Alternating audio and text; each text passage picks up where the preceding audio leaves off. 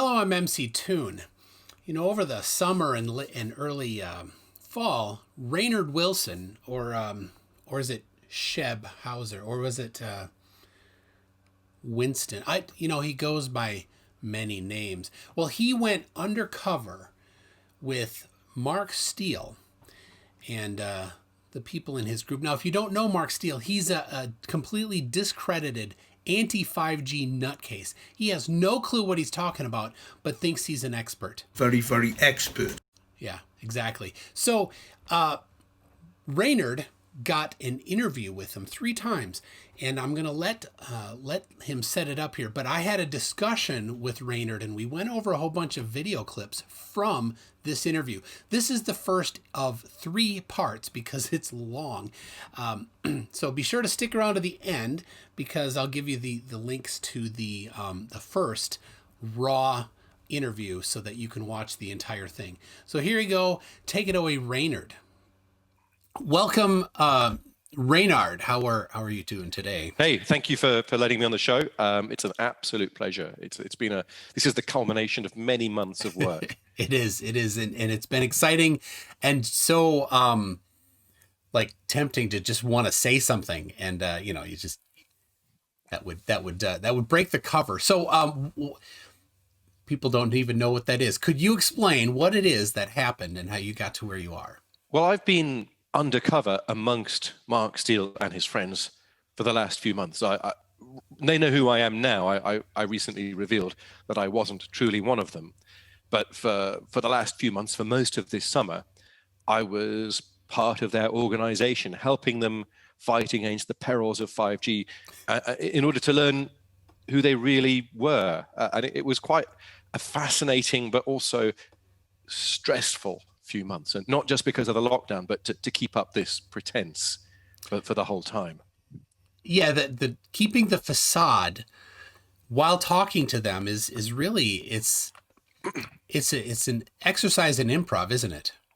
Well, yeah. I mean, you have to begin by fully accepting their premise, which is that not only is 5G bad, but the fact that 5G is bad and is going to kill us, that's just the tip of the conspiratorial iceberg.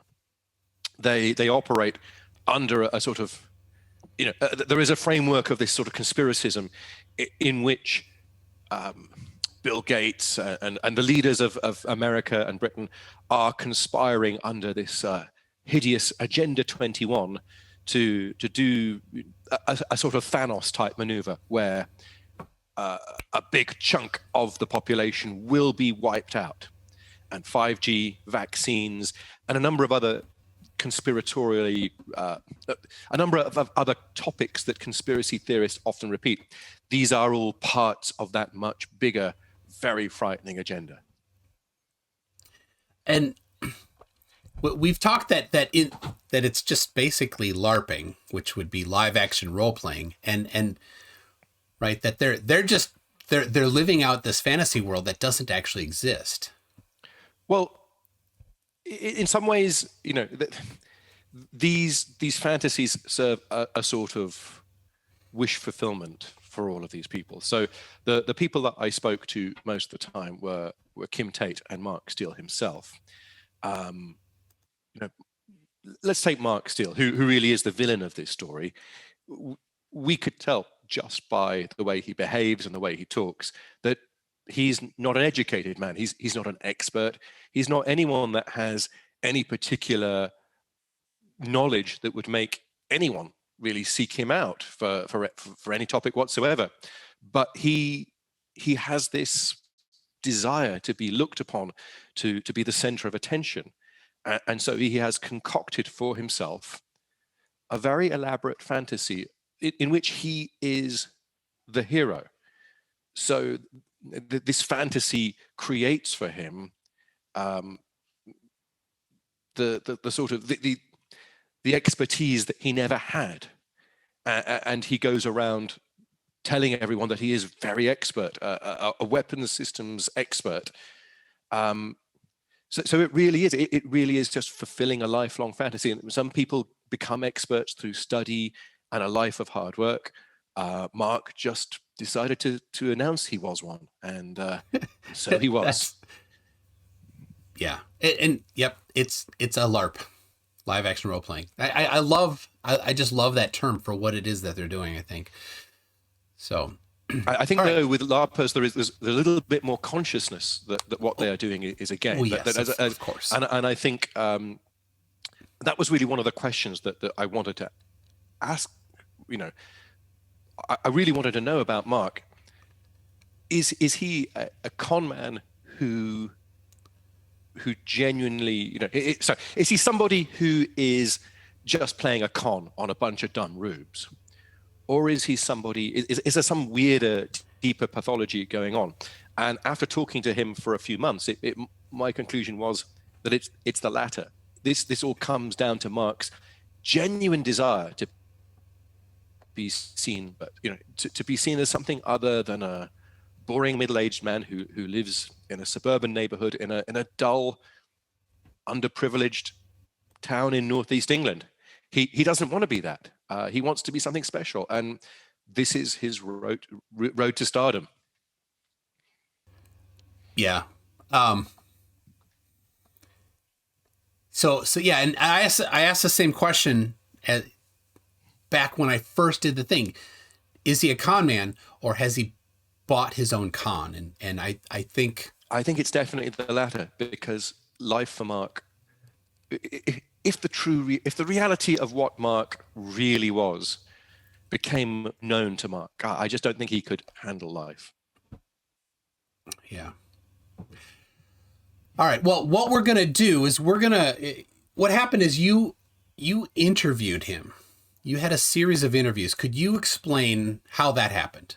Right. So around March of this year, I became fascinated with this phenomenon. This seemed to be focused on the UK, where people were burning down cell towers. And this was just at the start of the first lockdown we had in the UK. Why on earth were people destroying our telecoms infrastructure at a time when this was going to be most desperately needed? And I started delving into Facebook groups and trying to identify who the ringleaders of this movement were. And a few names kept getting mentioned. I kept hearing about a guy called Mark Steele. Everyone said, talk to Mark Steele. He's an expert on 5G. He knows the score. He knows what's really going down. So after a bunch more research, I ended up finding the Facebook groups where Mark Steele operated. This was before he got banned from Facebook, of course. And eventually the WhatsApp groups and all the other sorts of social media channels he uses. And I was quite curious to find out what made this guy tick, but I had no way of getting through to him directly. And actually, indirectly, it was you who provided the route. So this was long before I knew who you were. I became aware that you had done an interview with Mark. And I'm sure you'll agree, this was perhaps the most chaotic episode you had ever recorded. It was. This was in September when he came on my show. He was going to be on, it was going to be a debate on 5G between myself and Simon Perry. And Simon was hinting that he was going to bring a guest. Turns out Mark was this guest. Boy, what a guest. And because then after that, you did a few follow-up. I mean, Mark Steele, whatever you say about the guy, he always leaves a bit of an emotional impact on anyone he comes into contact with. And that must have been the case for you, because you did a number of follow-ups. And I started noticing that amongst these groups that I was in, people were starting to get very upset with you. They were calling you a troll and a Brigade 77 and the usual range of insults that you're very familiar with. So when I say you provided the way in, what I started doing was trash talking you. I started saying things like, we've got to get this guy back. We should give this guy a taste of his own medicine. Let's debunk what Michael Toon is saying. And turns out that was precisely what they wanted to hear, because none of none of these guys seem to have the idea of actually arguing back, mustering evidence, forming an argument, structuring that argument in a way that people could understand. That had not yet occurred to these people. And I was the one who was offering to do that. And so it came completely out of the blue that Kim Tate, who's an associate of Mark Steele, who tends to do the videos for that group, invited me to a Facebook group with Mark's brother and a bunch of other sort of insiders in the Save Us Now community. And I suddenly had access to Mark Steele, and I was able to ask him a bunch of questions, and more importantly, get these interviews recorded, of which we're about to see a clip. It's what happens, the fact that 5G is going to be situated in street furniture, we know as a matter of fact.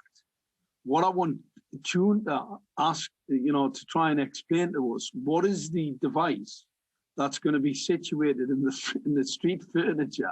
Right. If it's not what we say it is, then what is it? So this was the premise under how I got these interviews. We were going to go through each of McToon's claims, and I was going to go to Mark and get the real facts. We would prepare our arguments, and Kim was going to edit this real slam dunk of a video that would totally destroy your credibility, and you would be ashamed forevermore to show your face on YouTube. Of course. And so this was the goal was to help structure and pull together the information. That was the proposition. That's what I had offered to do for them. Yeah. So in this clip we just watched, Mark is asking, I guess, me, what's going to be in the 5G street furniture if it's not. Well, yeah, he's issuing a challenge, really, because he's said that this was late summer. The thing that Mark was talking about most was that the threat of what he described as a 5G energy weapon installed into British streetlights, so street furniture. That's just a sort of technical term that we use in England to refer to any kind of sort of stuff made out of metal that you might find by the sides of streets, like lampposts or park benches. It's all street furniture. And it's, I guess, Mark's moved on from this talk now, but back then, this was the thing that he was fear scamming his audience about. And of course, you had already made a series of videos by this time explaining that, the thing in the streetlight is hardly surprisingly just a lighting controller. But Mark at this point and Kim, the person who helped me get these videos, were kind of the opinion that no, this is genuinely a weapon, and that really is. It fits in very well with sort of Mark's generally paranoid worldview that pretty much everything is out to get him. Everything's potentially a weapon in the eyes of Mark. Of course, yes. And somehow he's still alive, which is somehow quite amazing. We have not been murdered by these directed energy weapons. Yeah. So the question to me was, what would be in a 5G cell tower, a micro tower, nano cell, or whatever, in a street post, and it would certainly be much larger than this little guy here, which is a omnidirectional quarter wave monopole. You would expect it to have some kind of backhaul or some means of connecting to the rest of them, which of course it doesn't have. He doesn't know what a backhaul is even. But yeah, so you would have to directly answer the question, a 5G cell tower in a street post, a lamp post, which does exist. Would have several antennas, probably sector antennas, probably 120 or 90 degree sector antennas, pointing around in different directions. Potentially, if it was a high frequency one, which there are none in England at the time, it could use MIMO to not focus, but have the intended amount of power on the device receiving it, and much less power everywhere else. But it would be basically the same as every other cell tower around, just in a smaller package and a little more, a little less unsightly. But there would be multiple antennas facing in different directions, and there would be typically some sort of backhaul, and the best backhaul for that kind of bandwidth that you want would be either fiber or a copper connection. But fiber is what people are pulling these days because it's upgradable. So right. That's what I would expect in it. I mean, these things obviously aren't that, and of course, it is a streetlight, and you might expect some kind of control system to be present in a streetlight. We've established ad nauseum what the purpose of these devices are. Probably not much point in restating that, because all your old videos provide exquisite proof of what the purpose of these devices actually is. So I guess that describes the premise. That was why I was here. But my purpose was to get to know Mark, the man, to try and find out, how was this odd creature forged? Where did he spring from? Who really is Mark? And that's where these next clips come in, Dave. Well, I think one of the things I like to talk about is the misconception of people who have academic qualifications in relation to a number of different scientific spheres. Some of the greatest scientists that have ever been produced have identified themselves in the world. Albert Einstein, patent attorney. Isaac Newton. Isaac Newton, basically just a guy who had a lot of time on his hands, or the Marconi, or the greatest scientist that ever was produced out of the United Kingdom was Michael Faraday. Michael Faraday had no academic background. Okay, so you're kind of like those guys. That's a gentleman scientist. No, I'm not. No, okay. I've got a mechanical engineering background. I'm a material science expert, so fatigue mechanics was my expertise. So I had asked Mark, why should people listen to you? I mean, what's your qualification? And instead of admitting that, well, he has nothing other than a psychology degree that he obtained whilst in prison, he went on this bizarre spiel comparing himself to the greatest minds of the scientific enlightenment. In Mark's own fantasy universe, he is equivalent to Michael Faraday, plus he has some qualification in materials engineering. From what I can tell, he did some sort of low-grade technical work as a technician in a materials science laboratory, which I don't think that puts him on the same scale as Isaac Newton, at least not yet. No, and it's not. Certainly, some of these people did not have this educational background, but what they did produce made sense and was reviewed by the other people that did have an academic background, and they had discussions, and it was they moved forward. I think this is Mark has misunderstood the historical context of these great scientists. Absolutely. So they may not have been through a modern university undergraduate process followed by a postgraduate research process that didn't exist in the Enlightenment. Isaac Newton, had been a student all his life, and was somebody renowned as a mathematician and a polymath. He's comparing himself with people who are literally the greatest scientific minds that the United Kingdom has ever produced. The fact that he was willing to do that on the first time he and I met, it seems so utterly audacious. I really had to bite my tongue to avoid laughter, because we're talking about a man who's done nothing really except make a bunch of wild claims on YouTube and then make a wild bunch of claims on other social networks when he got kicked off YouTube. This is not equivalent to the man who invented calculus or the guy who built the foundations of our understanding of how radio signaling works. These things are not even remotely in the same category. Yeah, true. So, should we watch the next one here? Yeah, next clip. Yeah.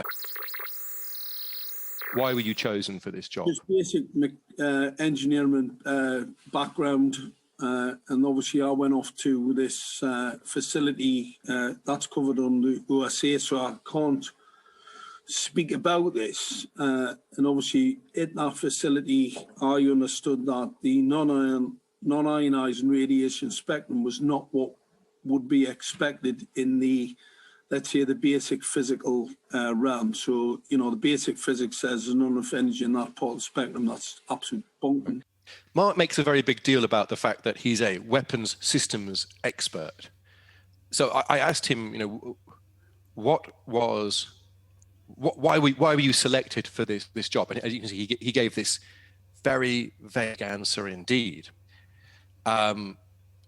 If we actually consider Mark's history, the time when this could have taken place is a very narrow tranche of time. He, as we all know, he was arrested in 1993 for the accidental shooting of a woman whilst he was working as a officer in a pub in Tyneside somewhere.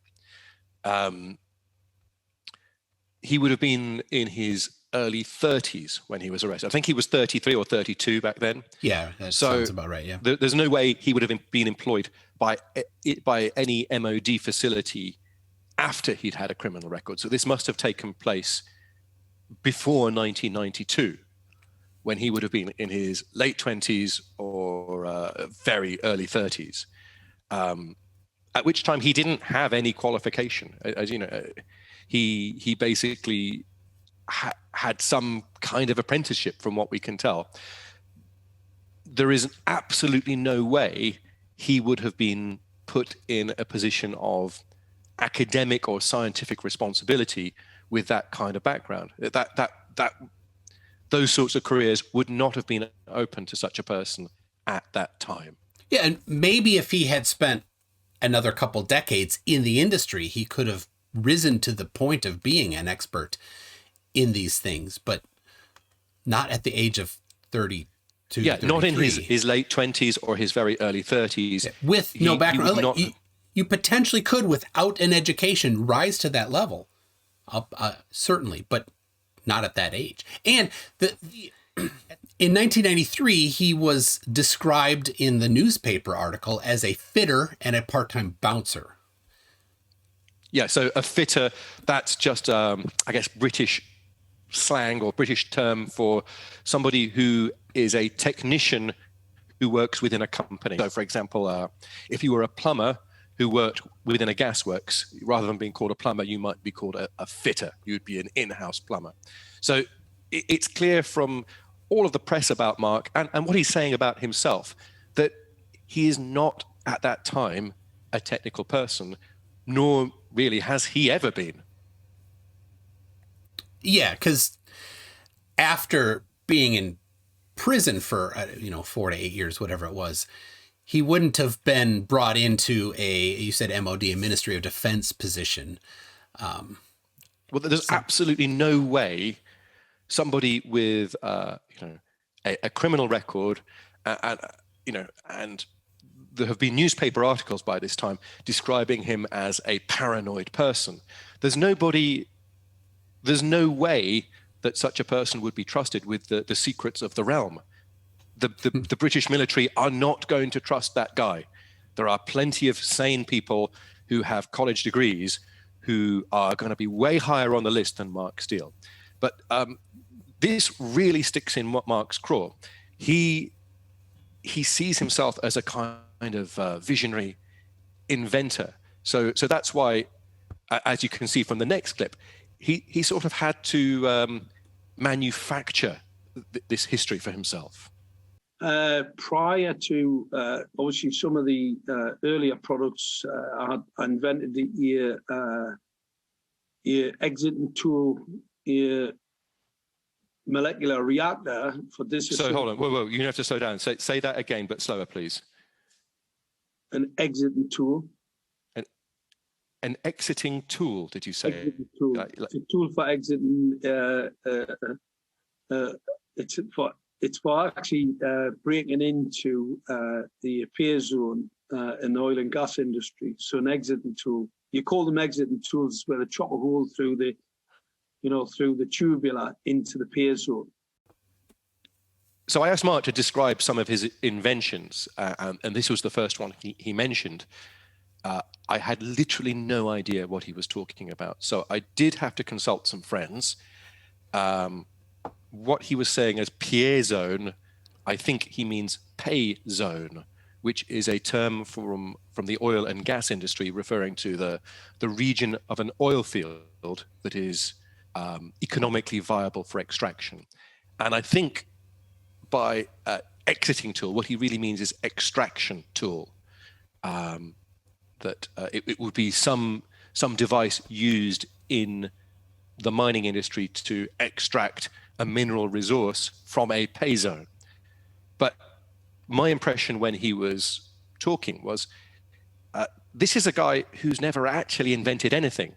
What he's done is he's perhaps had a job in an oil or a gas company, of which there are many in that region. Perhaps he was doing some kind of low-end fitter type job, and he overheard these words being spoken, and he's sort of repeating these words back to me without really understanding what they mean. And it's very easy when somebody blasts you with a word salad of jargon. Our normal human instinct is to say, well, I don't understand that. Maybe it's true. And we don't go and check, this is why I needed to have Mark on video so I could actually take apart what he was saying a sentence at a time and come to my own conclusions. And my conclusion here is he has absolutely no idea what he's talking about. Yeah. Well, and to add to that, again, if he was such a high-profile inventor, why in 1993 was he just a fitter and a part-time bouncer? What happened? And what part of working in this particular industry makes him obviously doesn't make him an expert in weapons systems at all. So that must have been yet a different segment of the 13 to 15 years between when he would have finished his main education and when he, in 1993, when he was arrested, right? So from what I can tell, so he lives in Gateshead, which is near Newcastle on Tyne. It's a coastal city that has it's a port town basically.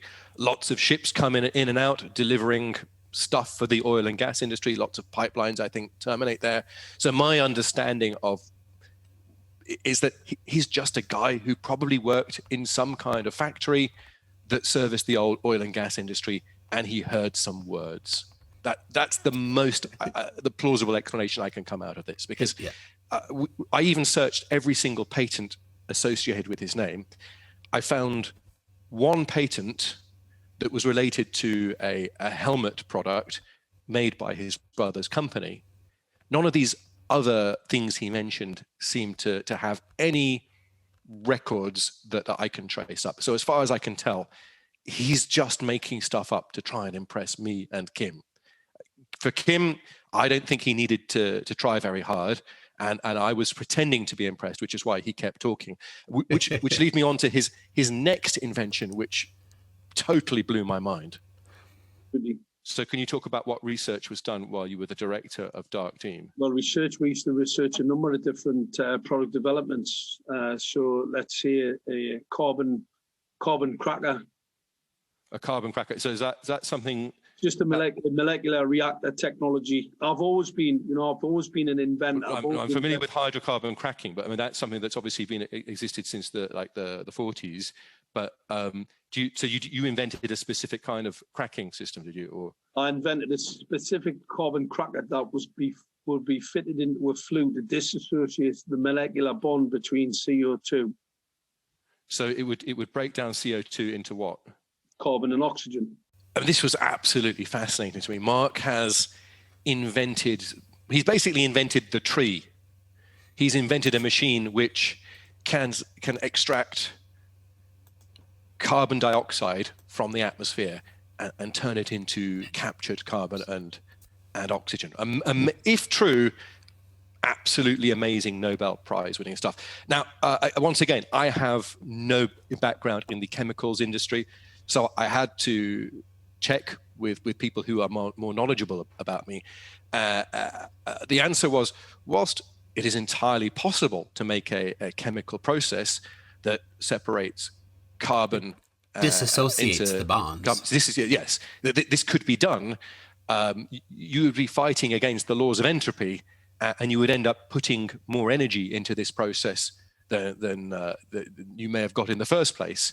So, what would you be? Would you be burning hydrocarbons to capture hydrocarbons? It would not make any sense.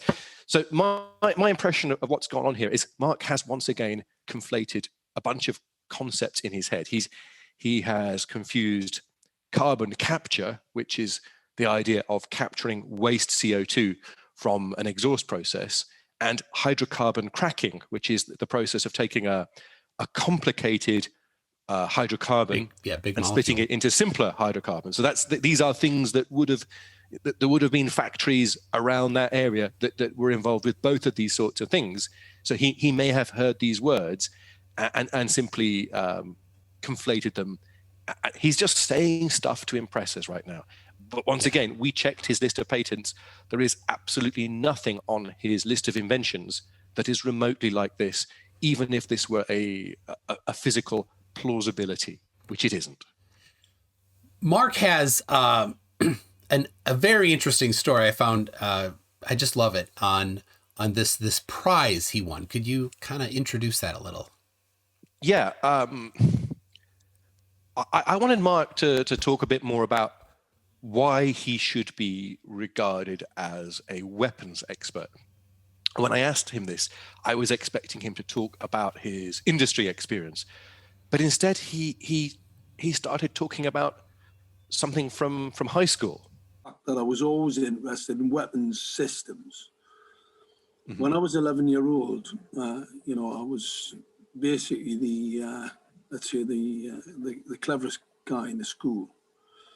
And I won an award to get an award for obviously being top of the class. And I was 11-year-old. I went to a bookshop in Newcastle called Thorns. I was given a voucher. It was about £7 at the time. That was quite a lot of money. It was talking about, I was 11-year-old at the time, so I was, you were talking about 71, because I was born in 1960. And I went to Thorne's bookshop in Newcastle with the deputy head, a guy called Maurice Mears. And I remember it quite interesting, because they give us this voucher to buy some books. The books I bought at Thorne's bookshop were about the intercontinental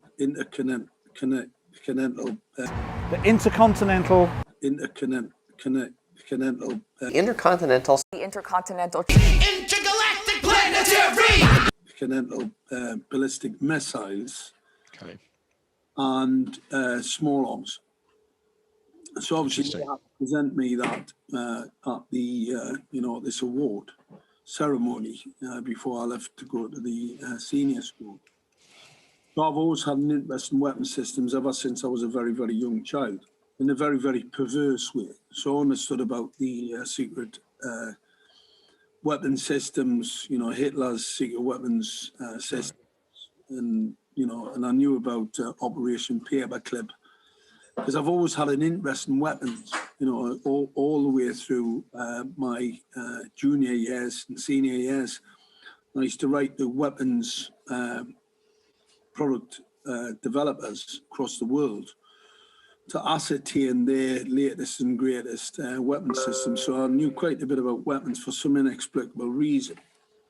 Mark thinks he's a weapons expert because as a kid, I just want to understand that as a kid, he wrote letters to weapons designers. Yeah, basically. So in this clip, he's describing what may be the pinnacle of his academic achievement. By my guess, this would have taken place in the late 70s or possibly early 80s, when he would have been maybe 16 years old, about to leave his secondary school and go on to do maybe A-levels, which we think he may have done. He considers himself to be a weapons systems expert because he read a bunch of books about cruise missiles and small arms and wrote letters to weapons companies. That's it. That is the sum total of. Other people might say they're an expert because they have studied these things academically. They've designed these things, or possibly, they've had a lifetime career, or maybe actually for arms companies. Maybe actually developed one. That'd be another. So this is the source of Mark's expertise. We cannot find any record of Mark actually ever having worked in weapons design or manufacture. This is the only connection. Of course, he will say that he did, and it's covered under the OSA. Right, but even if that were the case, I think Mark could talk about some of the principles by which weapons are made or operate, but he never seems to talk about that sort of thing. He the way he speaks is consistent with a guy who's read a bunch of books and probably spends a little bit too much time watching History Channel. So there you go, part 1 of 3 of my discussion with Raynard about the interviews he had with Mark Steele.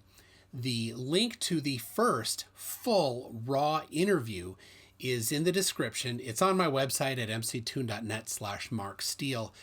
Be sure to check there, because in case the place that's hosting them changes, I'll keep that updated on my website.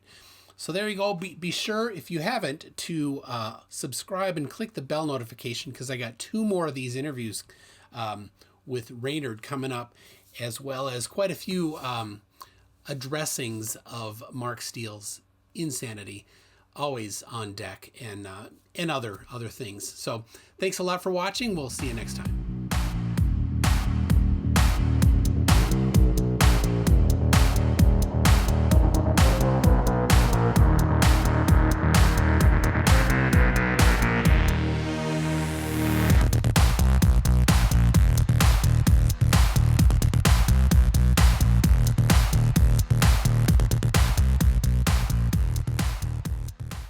Intercontinental ballistic missiles